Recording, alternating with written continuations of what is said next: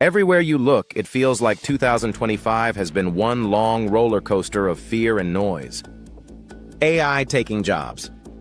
Tech companies cutting costs. Climate disasters. Data leaks. If you just read the headlines, you'd think the world is falling apart, one algorithm at a time. But here's the truth you won't find in your news feed. 2025 is also the year we quietly started fixing things. This month, while most people were doom-scrolling, the world took some massive positive technological leaps, the kind that actually move humanity forward. We're talking about real fusion energy contracts, breakthroughs in brain gene therapy, NASA mapping the edge of the solar system, AI learning empathy, and climate innovation that actually scales. This is not a highlight reel of promises. These are milestones.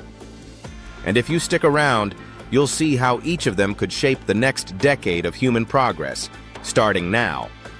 Hey everyone, welcome back to TechWise, the channel where we cut through the chaos of tech news and focus on what really matters. Every week, we explore the innovations shaping the future of AI, science, and human potential. Our mission here is simple: to show you that technology, when done right, is not about fear or hype. It's about empowerment. So if you're tired of the negativity and you want to stay informed about the tech that's actually improving our world, hit subscribe and join the TechWise community. Now, let's dive into this month's Positive Tech News Roundup. Let's begin with something that still sounds like science fiction, but no longer is. Imagine creating a miniature sun on Earth, not as metaphor, but via controlled nuclear fusion. A reactor that mimics the reactions happening in the core of stars. For decades, fusion has been the holy grail: clean energy with no carbon emissions, no long-lived radioactive waste, and the potential for virtually limitless power. In September 2025, that ambition took a historic step forward. Commonwealth Fusion Systems, CFS, signed a power purchase agreement, PPA, valued at over $1 billion with the Italian energy giant Eni. This deal marks the first time any company has committed to buying fusion-generated electricity, not as a speculative grant or research subsidy, but as a genuine future energy supply. The plant behind this energy is called ARC, and it's planned in Chesterfield County, Virginia. Even before ARC is built, its output is being sold. In fact, Google previously committed to purchasing 200 megawatts from the same project, making two separate major customers before a single electron has been delivered. That level of commitment is rare. It signals that markets are starting to believe fusion is not just technically possible, but financially viable. A PPA is more than a public relations statement. It's a legally binding contract. It says, when this plant delivers power, we agree to buy it at agreed prices. That moves fusion from theoretical promise into a commercial asset. It shows confidence from both technology developers and large-scale energy buyers. With this deal, fusion is entering the realm of industrial-scale infrastructure, no longer just a lab experiment. CFS isn't walking into this alone. It has secured hundreds of millions in private funding, including from firms like NVIDIA and Morgan Stanley, to support development of key technologies like spark, the precursor reactor, and advanced high-temperature superconducting magnets. These magnets allow higher magnetic fields in smaller devices, making fusion reactors more compact and potentially more practical.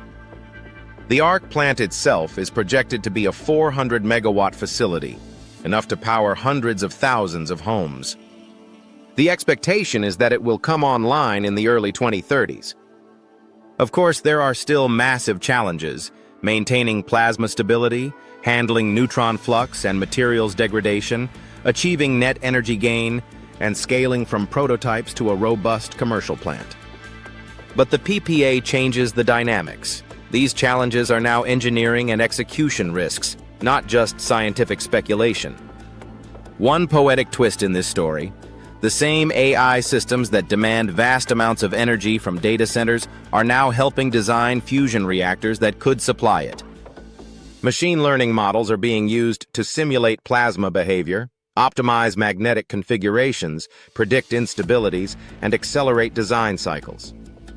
In effect, we are using intelligence, which has become incredibly energy-hungry, to invent a new source of energy. This is more than progress, it's self-sustaining progress. Now from the power of the stars to the power of the mind. For many people, life with a neurodegenerative disease is like watching time run backwards. Functions lost, memories fade, movement becomes harder. Huntington's disease, HD, is one of the cruelest of these. Inherited, progressive, and until now untreatable in terms of altering the disease's course. Treatments have helped with symptoms, but none had been able to change the trajectory, until recently. In September 2025, biotech company uniQure released transformative results from its pivotal Phase 1/2 clinical trial of AMT-130, a one-time gene therapy targeting Huntington's disease. This isn't just about alleviating symptoms. The data shows slowing of disease progression in a way that's never been statistically achieved before. Here's what the high-dose group, i.e., highest therapeutic intensity, achieved at 36 months post-treatment, data cutoff June 30th, 2025. A 75% reduction in disease progression as measured by the Composite Unified Huntington's Disease Rating Scale, CUHDRS.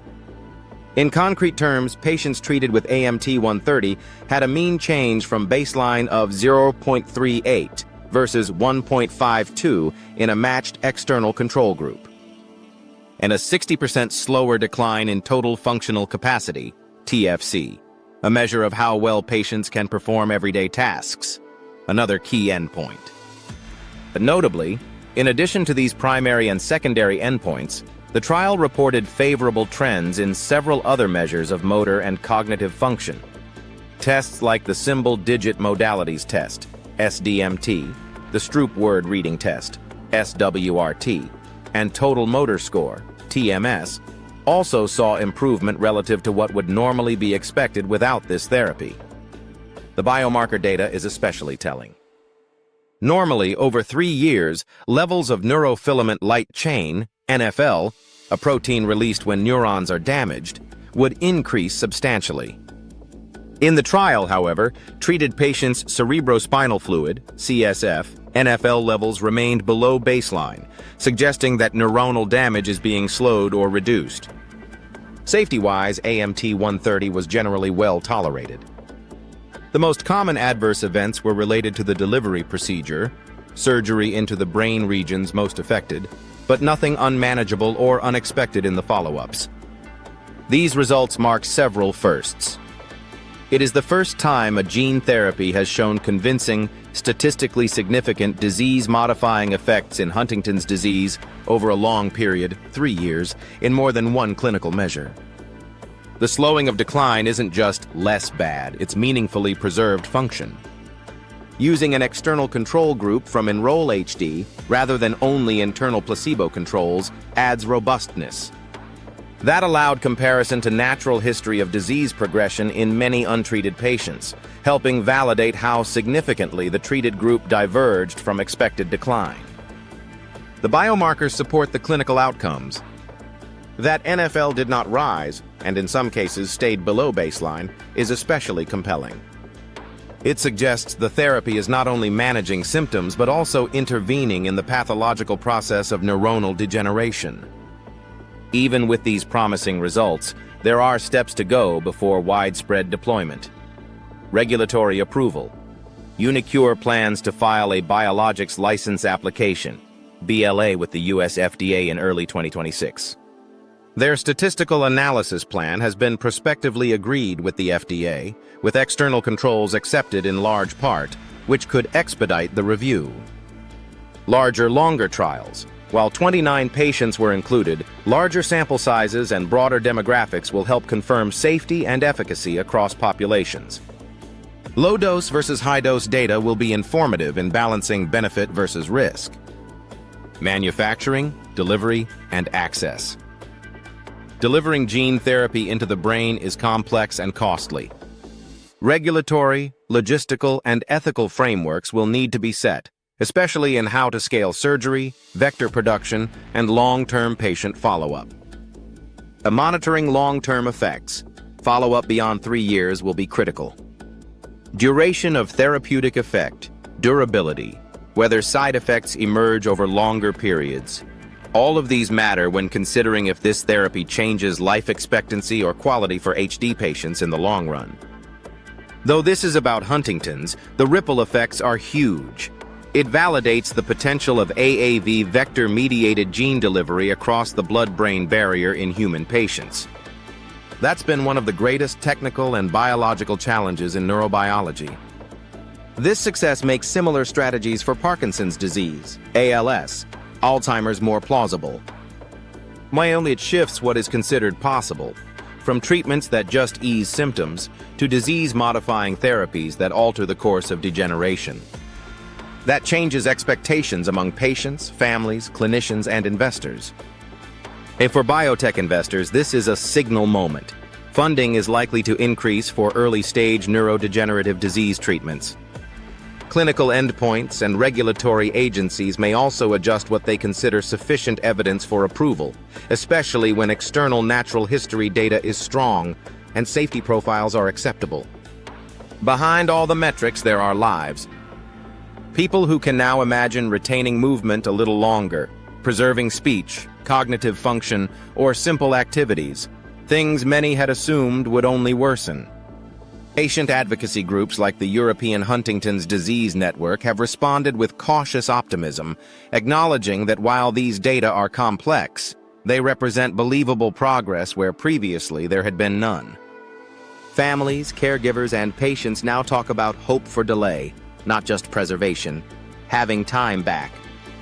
So when you look at AMT 130's high-dose data, 75% slower decline on the primary composite scale, 60% better retention of everyday functionality, favorable biomarker changes, and a tolerable safety profile, it's clear this is a pivotal moment in neurobiotech. It doesn't yet mean cure. It doesn't yet mean everyone will recover. But it does mean we may have the first therapy that modifies a fundamental neurodegenerative disease in humans, not just managing symptoms, but changing the progression. Let's zoom out, far beyond our blue planet. On September 24th, 2025, NASA quietly launched one of its most fascinating missions yet, the Interstellar Mapping and Acceleration Probe, or IMAP. Its destination, a point called L1, about 1 million miles from Earth, the perfect vantage point between us and the Sun. Its mission, to map the boundary of our solar system, where solar wind meets interstellar space. That invisible frontier, called the heliosphere, is what shields us from deadly cosmic radiation. It's essentially Earth's force field, and until now, we didn't really know where it started or ended. IMAP will capture and analyze neutral atoms that move between solar wind and interstellar plasma, helping scientists draw the first full 3D map of the heliosphere ever made. But here's the practical side. The mission also includes real-time space weather monitoring. That means IMAP will help predict solar storms that can disrupt satellites, GPS, and even global power grids. A 30-minute warning could prevent billions in economic losses, and possibly even protect astronauts in orbit. In short, NASA isn't just exploring space, it's building Earth's first planetary defense system. And while most of the world was focused on viral trends, IMAP quietly left the planet to redraw our cosmic borders. Proof that even in a noisy world, humanity is still reaching for the stars. Back down on Earth, something remarkable happened in Canada. In Montreal, a project called the Deep Sky Alpha Hub officially opened, and it might be one of the most hopeful climate initiatives ever created. For years, carbon capture has been a buzzword, billions in investments, but little to show for it. That's about to change. Deep Sky created the world's first carbon capture collaboration hub, where multiple technologies run side by side, from startups to established research teams, all testing, learning, and improving together. Instead of competing behind closed doors, they're sharing data to bring costs down.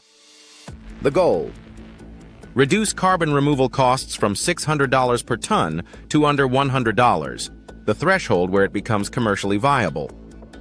They're using a mix of biofilters, electrochemical reactors, and sorbent-based systems that literally pull CO2 out of thin air using renewable energy.